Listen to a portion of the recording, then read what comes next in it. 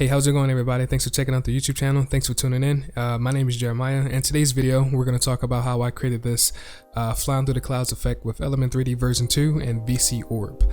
I created a version 1 of this video almost about a year ago. I just never got around to actually doing the tutorial, so forgive me, but we're going to go ahead and do the tutorial now. The only difference to me between version 1 and version 2 is that version 2 has a subject and it's a little bit more dynamic camera. This one is fairly straightforward.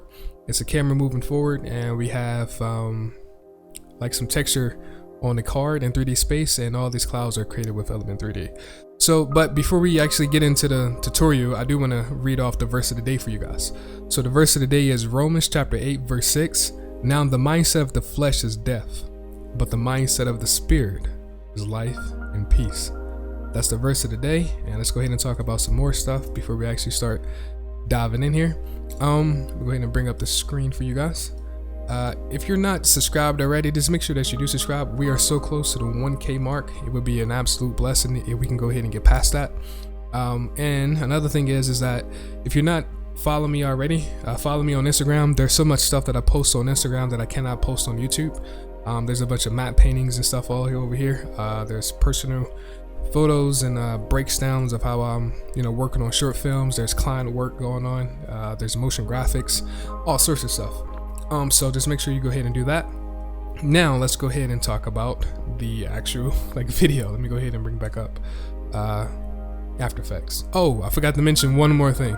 Now, I love matte paintings. I love Photoshop and all my tablet drawings and stuff. If you are interested in trying to go ahead and learn matte paintings by any means necessary, if you're trying to go ahead and go down that path, just let me know in the comment section, and I promise you I do not mind starting up a series of videos explaining the concept phase and then actual bashing stuff together.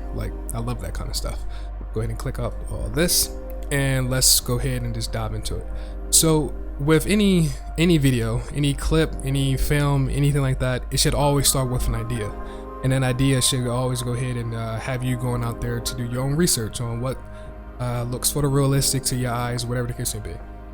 So this video came to mind when I was watching a Tom Cruise movie. I'm about to bring it up here in a minute. This shot in particular, he was jumping out of a plane chasing after Henry Cavill, and so the camera is kind of dolly back, and he gets up close. We get this little beauty shot. We see the screen, we see his face, we see some sort of effects going over here, and then the camera kind of whiffed, and he just so this is where the idea came at from the flying through the clouds on that little last video. So that's what we're going to try to go ahead and create, but we need to go ahead and determine how are we going to go ahead and get our subject. In my case, I don't do any kind of character modeling or anything like that, but I do know a cool website to get models and all that good stuff, and that website is called Mixamo. Let me just reset this because sometimes it get caught up. But Mixamo is great. They got a bunch of characters on here already for free for you to go ahead and use and download and all that good stuff. And they also have a huge library of different animations and stuff all out there. And another cool thing about it is that, let's say you go out there to Turbo Squid or something and you buy or download a model. You can try to go ahead and upload it here in Mixamo. They accept FBX and OBJ files, and a zip file as well, apparently. I don't know what that is, but I'm gonna go ahead and just stick with my racer guy here. And the next thing I want to do is go over here to my tab, to my animation tab, and I'm gonna type in flying, and I'm liking this guy right here, and immediately he kind of just flies away. So I'm gonna go ahead and tick this in place box, and you can kind of see what's going on. So this is the animation, and I'm gonna just go ahead and start adjusting some stuff. Now mind you, with this tutorial I will not go too detailed about parameters because it's going to be up to you as far as your artistic eye to create whatever it is that you're trying to go ahead and create. I'm gonna just go through pretty much a generalization of how I done what I did. So I'm gonna go ahead and just adjust the legs, maybe something like that, maybe the character arms. Make sure that it's not going through his body. I think it is on that one. I may adjust the awareness. The awareness is just him looking around. If you turn this all the way up, kind of see what he's doing. And then the overdrive is just the animation itself, how fast or slow it's going. turn this all the way up, this is what it looks like. It looks kind of crazy. And that may be a look that you're going for. I have no idea. But once you're satisfied with your character and your animation, it's just as simple as going up here to download and then choose your desired FPS. Now make sure that you choose whatever FPS that you want to go ahead and like work with, and this FPS must stay the same throughout Cinema 4D and After Effects. I'm gonna just go ahead and show you here in a minute. I was working with 24 frames per second, so I go over to 24 frames per second, leave all this as it is, and then hit download inside the folder, and then we can open up C4D. Go ahead and cancel out of that since I already got downloaded. Move this over. Let's open up C4D. So C4D is blank, here it is. And how you get that character inside C4D is a file, merge, find your file, and then all this is default, just hit OK. Select no on this, and you guys should go ahead and come in. Okay, if I go ahead and hit play on the timeline, something's a little bit weird. It's not adding up to me, like far as what my eyes is up there looking at. So there's a couple of things that we need to go ahead and do here in C4D, and there's a couple of things that I do want to go ahead and touch on to get this guy prepared for Element 3D. So I'm gonna go ahead and just stop that. I'm gonna come up here to my render settings, and by default it's at 30 frames per second. I need to change this to 24 frames per second, or change it to 30 frames per second if that's what you're working with, or even 60 if that's what you're working with. For me, it was 24 frames per second, but not only do I need to change it there, I need to go ahead and hit Control D or Command D on the Mac, and also change it here. And when I do that, watch what happens to the timeline. Did I enter? There we go. So the timeline looks correct. If I go ahead and press play now, my guy looks like he's moving correctly, or it's my eyes. Okay, and inside that example, this you know, environment and stuff that's happening on my character's helmet and his screen, I kind of already had that idea in mind. But in order to go ahead and make this happen inside After Effects, I need to go ahead and separate these two guys apart from this body here in C4D. And it's a cool way how you do that. It's very simple. I'm gonna go ahead and just show you that really quickly. So if I go over here and just click on my character, and right now I'm inside my object mode or model mode. If I go down here to polygon mode, he kind of stands you know, straight up in the T-pose. And zoom in a little bit. I'm gonna hit U then L on the keyboard for like a loop selection, and then if I click and then hold shift, I can just do a very rough, quick and dirty selection of whatever you're trying to go ahead and have control over in Element 3D. Now I won't go through the whole entire process of, you know, selecting all these guys, but you will need to do that if you're trying to go ahead and replicate that effect that I've done. But once you have your selection, it's very simple. All you need to do is come down here, double click, create a texture, turn off reflectance, come over to color, and just change up the color. Just change it to anything for that matter. And to apply it, all you need to do is click, drag, and drop, and it should be on your model. Go ahead and click away, hit play. It's a part of the animation. Now Element will go ahead and take that, you know, new green texture as its own individual thing based off this geometry, and that's just the helmet. So I'm gonna go ahead and open up a file that I already worked on. Here's my file, and you can see where I went in and I selected the entirety of the helmet, made it a different color. I also made the glass on this helmet a different color as well, because I already have that like in mind. So a couple things that I want to go ahead and talk about. In Element 3D, for some odd reason with After Effects, when I was trying to go ahead and render, after exporting from C4D like a .obj file sequence, it was giving me a weird glitch inside my render, and I couldn't really figure out what was happening with it. So what I did is, let me go ahead and go back to the very first one. All I did is create a null and then drag and drop these guys in there. Not only did I drag and drop these guys in there, when it was time to, you know, export out, instead of using like a .obj file sequence exporter, I use a .c4d, and Element seems to like that more than what I was doing there. But C4D does not have a designated OBJ file sequence exporter. It can export OBJs, but just not like a sequence exporter. This is the plugin that I paid for like 2 months ago I'm going to try my best to go ahead and find out what website that I landed on to go ahead and get this guys for you, as far as a link in the description below. But I can come up here, click on this guy. I can go ahead and specify what folder that I want to go ahead and have it on, and it give me an option of my format. And instead of the .obj format, I'm gonna use a .c4d, and of course select all frames and then export out.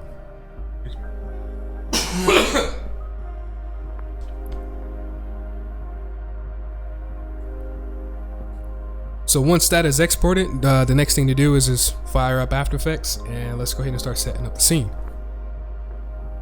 So here in After Effects, I'm gonna go ahead and just create a new composition. And mind you, all the assets and stuff that I'm about to use here in After Effects, I'm going to go ahead and leave a link off in the description so you guys can go ahead and download and work for yourself. But we are going to be working with a EXR, and this EXR is 8K. It got a great deal of detail in there, and it's a cool EXR. It's just some mountain peaks through clouds, so that's perfect for what we're trying to go ahead and do. So I'm gonna go ahead and just get out of that, create a new composition, name it tutorial something, and I'm gonna make sure that my frame rate is the same as when I downloaded my character from Mixamo. Hit OK and create a new solid. Call it flying guy or something. Apply element, jump inside my scene setup so I can show you guys how to import your character if you do not know how to do that. Go to file, import, and then 3D sequence, then find where your character is that you exported out from C4D. In my case, it's here. I'm gonna go ahead and click on my first file and just hit open. This dialog box pop up. All this is default, this is fine, but make sure that load animation is selected. Hit OK, give it a moment, the character comes in, and right off the bat, I'm gonna just click this button here just to normalize the size. So here in Element, it picked up how we, separated the helmet and the glass. That's fine. That's perfect. I'm gonna show you what I've done far as in that example to get this, showing the environment. I'm gonna go ahead and drop this down really quickly, and I'm gonna just, change some stuff. I can go ahead and crank this down because he was glowing to me for some odd reason. Maybe over here I can go down to physical, and all I did is just throw on a black gloss to the helmet and the glass to the glass. Simple. Inside the environment tab, I'm gonna go ahead and load up that EXR that I just talked about. I'm gonna navigate to where I gotta save that. It's right here. Give it a moment because it is 8K.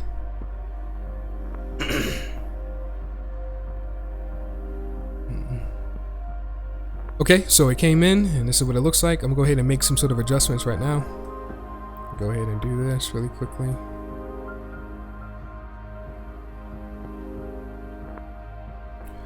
Okay, we can kind of see it inside our helmet. That's cool. I'm gonna go down to my glass, and I'm gonna just turn up the reflectivity. And when I do that, we will start to see the environment more here on the glass. Let's just turn it up completely, and there it is. And go ahead and make some sort of adjustments within the helmet itself. I can turn down probably this to get it a little bit darker. Maybe crank up the reflectivity as well.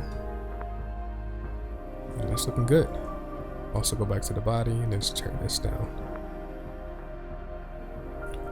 Cool, hit OK, and we should start to see inside our composition.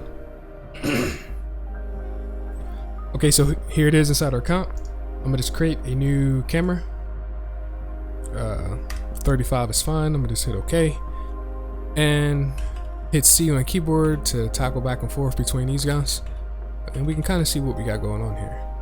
Now, like I said, I won't go through the whole artistic style of how to set up lights and make this thing look what it look like. I won't do all that stuff. I'm gonna leave that up to you. But that's how you get your guy in here. And if you go ahead and scrub through your timeline, you can pretty much see your animation.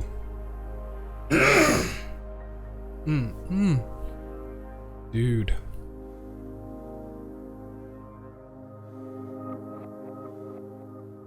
So the next thing that we need to do is set up our environment with that 8K EXR. So I'm gonna just hit P on the keyboard to bring up the position of the camera. Go ahead and reset that. I'm gonna drag and drop this guy in. I don't need to see it, so I'm gonna just hit the I button. I'm gonna create a new solid.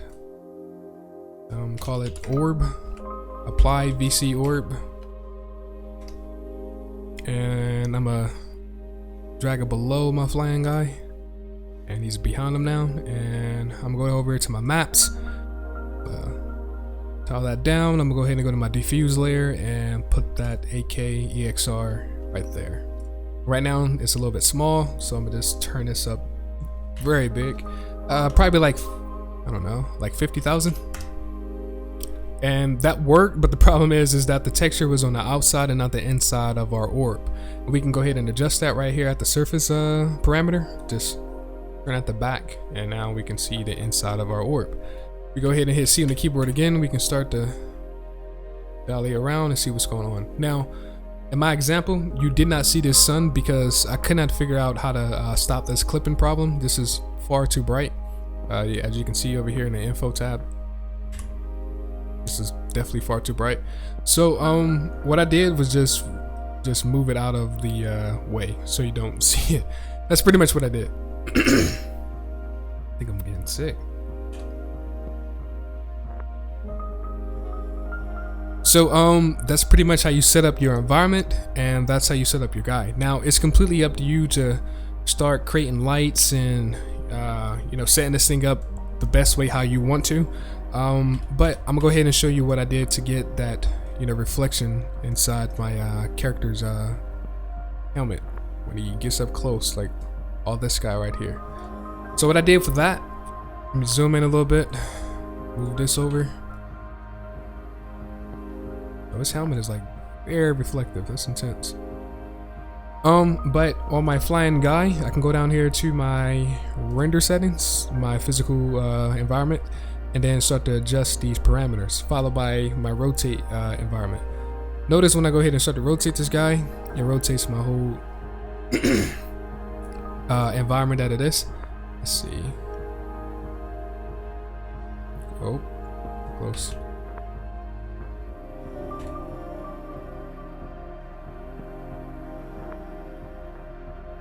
Yeah, so these are the parameters that you need to go ahead and mess around with in order to go ahead and see the definite environment inside the glass. Another parameter to go ahead and mess around with is this exposure and gamma. I'm gonna back out a little bit so you can see what's going on. I go ahead and just, I don't know, just as an example, 1.5 and probably 2. You can kind of see what's going on with that right there. So that's pretty much how I got that reflection inside my glass, the way how it was inside the example. And this is how you set up your guy, and this is how I set up the environment. So the next thing that I do want to go ahead and talk about is how to set up the clouds. So the clouds was very tedious, not the setup itself, but the actual animation itself. Let me go ahead and bring back up the example and just talk about it. So my guy is not moving. It's the camera that's moving to, or it's the camera that's moving towards the guy at the moment. But these clouds, as you can see when the camera is up there moving, these guys are being animated far as their opacity. And it's about 2 or 3 different layers of clouds that I got inside this video. So yeah, you can see it right here. So this is that cloud layer that I got off in the distance, and then this cloud layer kind of just takes form. And that's pretty much what I'm about to go ahead and show you guys here. I think I just exit out of that file. Okay, let's go ahead and just reset this really quickly. I'm gonna create a new layer. I'm gonna name it element, or not even element. I'm gonna name it cloud 1. I'm gonna apply element. Dude. And the way how you go ahead and set this up, I'm using some pictures that you will find inside your download. The scene setup. Go up here to the create tab, create a plane, and I'm gonna navigate to where I have that asset. It's right here. I'm gonna go to my plane, go to my like texture options. I'm gonna just drag and drop one of these guys onto this tab here. And in this case, I don't know, this one looks fun. So once that's there, the next thing to do is just, go ahead and get rid of the like the black background. So before that, I'm gonna go ahead and go to my orientation tab, and I'm gonna change this to -90 so I can sit upright. And how you get rid of that black background is just simply go over here, go down to, I'm gonna click on this right here. Go down to my blending option and change this from normal to screen is fine. Go back up and change the environment to multiplier and also the specular. And right about now, you may be thinking it's a little bit too dark or something. That's fine. You can go down here to this tab, click this option here, and crank up the intensity if you need to. We will be doing that, but not for the very first initial background layer. Just turn this off, turn that down, and hit OK. And it should appear up in front of my character. I'm gonna go ahead and just place this behind him. And it is behind him now. And I'm gonna jump inside my group 1, my particle replicator. Instead of a point shape, I'm gonna go ahead and do a 3D grid. These are a lot of clouds, much clouds actually. And I'm gonna just start to adjust the spacing. Just fun. It looks cool. Excuse me. I'm gonna go ahead and open up my particle look and adjust the particle size. I'm gonna just crank it up a lot. And bring up the size randomness. And then let's turn it up even more. Actually, I think that other one would probably work better than that one there. So I'm gonna go back to my tab and just drag and drop that one there. It should update. Yeah, there we go. Update out there too. Yeah, I like that one. A little bit better than the one we had. So this is how I set up that cloud layer. And what I did was pretty much keyframe the opacity depending on the animation of the camera. So what I mean by that, let me jump back over here. I'm going to cheat a little bit. I'm going to copy both these two guys. Come back over here and just paste them in. Turn this off. And this is our correct cam. So as you can see that so the camera is like starting and then it goes and then it goes, but at the very background and even this orientation of the camera, it looks off. It looks very, very off. So the way how I done is, like I said, it was just a matter of setting it up as if it was like a 3D kind of like environment, which it is, but far as like the actual plane layers itself. Let me just show you what I mean by that. So if I go up here to bring that up, maybe something like that. And if I go down here to my rotation tab and just rotate it as such, and then as the camera is moving and it gets farther away to reveal the effect, all I did is just copy paste another one, move it into that corresponding position, just way back there in 3D space somewhere, and then just rotate. Let's see what it looks like if I go a little bit farther.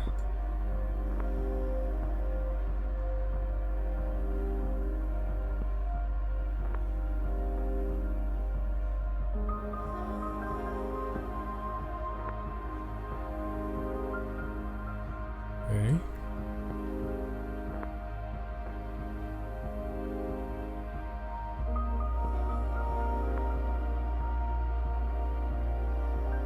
Can even adjust the particle size if you need to, and maybe crank up the count. It's a lot.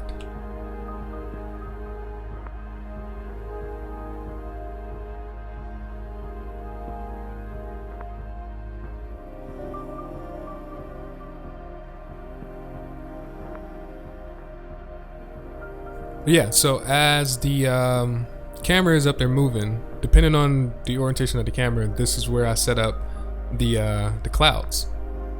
Let me go ahead and just break it down here a little bit. So like right here, I wouldn't have like these clouds like fully. I would have them kind of like, you know, keyframe to start at like 0 and then kind of build his way up as far as the opacity. Even with these guys, I would go ahead and, you know, kind of like just crank those guys down and then just choose like a setting that I like. And then as the camera's going, just keyframe the opacity thereof. And then even when it's far back one, it's a little bit tricky. The only thing you need to do is to go ahead and go back inside Element 3D to change like a setting. Let me go ahead and show you really quickly. So if I go ahead and copy paste that one more time and then maybe send it way in the back. Go ahead and turn off this guy. The way in the back, maybe bring it down. And when I start to rotate it, it's gonna start to not be visible anymore, as if it's got a problem, because it does have a problem. It's a problem when inside our scene setup that we need to go ahead and just change. So the only thing that we do need to do with one that's way back here is go inside our scene setup, go to our plane mode or model, and click on this option here, this two-sided plane. Now that won't just fix the problem right away, because as you can see, as we're moving the camera, it's not on the back plane of it. If we need to, so what we do need to do is just use that option that we was talked about earlier. We just need to go down here to use diffuse color and then crank up this. And now we look on both front and back planes. So now as we rotate, it should stay. So that's cool. So here's what I did. I kind of got this into a position that I like. And this is the one where I cranked up all the, you know, particle count and thereof. Got there. Excuse me. Dude, I am like sickly. I hope not. Turn that there. I kind of just filled up the actual, you know, frame itself with clouds. That's pretty much what I did. Turned up this guy.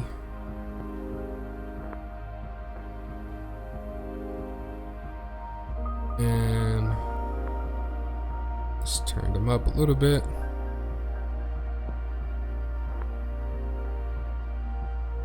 Or to whatever settings that you think you like. And just mess around with the opacity. I kept it kind of like something very subtle, because I wanted to go ahead and show off the environment. So the idea was, hey, you know what?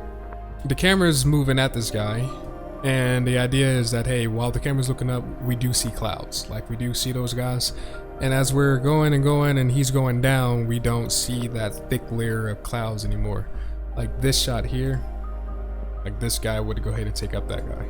And as the camera is up there panning, I will just keyframe the opacity to bring it in, and then so forth and so on. But that's pretty much how I set up my flying through the clouds scene. The rest of it is just for you to go ahead and you know, make it look artistic the way how you want it to look. But yes, that's pretty much it. Make sure you guys are subscribed to the YouTube channel. If this helped you in any sort of way, make sure that you like, make sure that you share, and comment below if you do want to start up some sort of series about Photoshop and matte paintings. That will be fun for me. We are still continuing our Houdini series. So just look out for that. I will be doing some more After Effects stuff. I will be doing some more Maya stuff. And yeah, I love you guys. Stay safe, stay healthy, and I'll see you in the next one.